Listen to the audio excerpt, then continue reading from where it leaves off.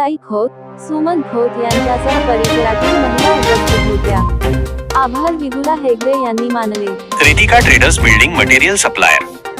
उत्पादने MS, angles, channels, beams, square bar, TMT, steel, flat व coil pipe, colour coated sheets, hardware material PVC, pipe व material पाण्याची टाकी योग्य दरात मिळेल.